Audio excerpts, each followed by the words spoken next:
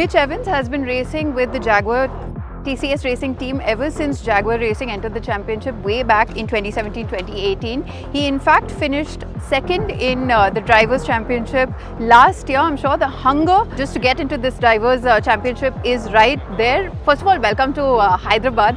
How has it been so far? Yeah, thanks for the warm welcome. It's great to be here in India for the first time. It's a big race for us as a team. Obviously, with the TCS partnership, being our title partner, we have a big fan base here. So yeah, the first race formally in India it's going to be a special moment. So yeah, as you touched on, getting second last year has definitely given me a lot of hunger for this year, and a whole new car with the Generation 3 car for the season. So a lot of things that we're still learning about, and obviously this week we've got a whole new track to learn.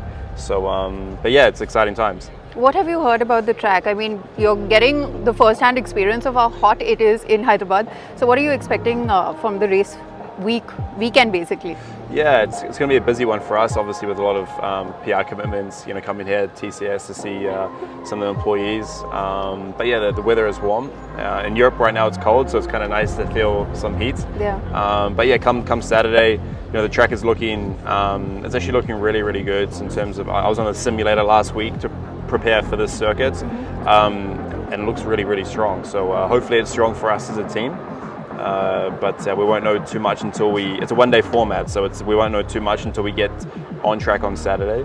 But obviously we're hoping, for a good result, doing a lot of hard work to make sure we've, given ourselves the best chance and putting a good show on for, our Indian supporters and everyone that's going to come and support the race.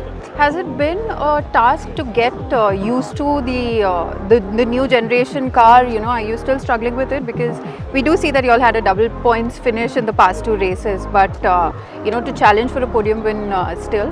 Yeah, it's been a bit of a challenge, but it's kind of new when you have a whole new regulation change. We didn't have the smoothest starts, and then yeah, we've made some good progress since we started in Mexico, and then obviously the last two races in Saudi Arabia, I've scored points in every race, but we're definitely making some progress. We're not yet where we want to be, but we're making good grounds to try and get to a position where we were, let's say, at the end of last year, where we were fighting for the championship. But yeah, we're looking strong. My teammates got a podium in the last event, so yeah, it's looking okay, but it's still early days, and we're still learning a lot about the car, because technically it's a lot different. It's almost like resetting the whole championship. So actually, that's exactly what I wanted to ask you, because last year you seem to have aced the Gen 2 car, and then it's a completely different change this year. So you're still coming to terms with the enormous power that this car comes with? Yeah, I mean, I think everyone is. Me from a driver's point of view, to understand what the car needs to go fast, but also from a technically point of view, from with the team, what does this car need to go fast? And we're still very much early days. It's still very young in its lifetime. Where last year we were coming off a 4-year lifespan of the Gen 2 car, so all the drivers, all the teams understood the car really well, and with me in the combination with the team, we were a really strong package. Obviously we still are, but it's taking a little bit of adjusting to understand this new beast. And yeah, I mean, it's all coming together, and hopefully this weekend we'll have a good weekend. But for the rest of the championship, we can just keep building and becoming stronger.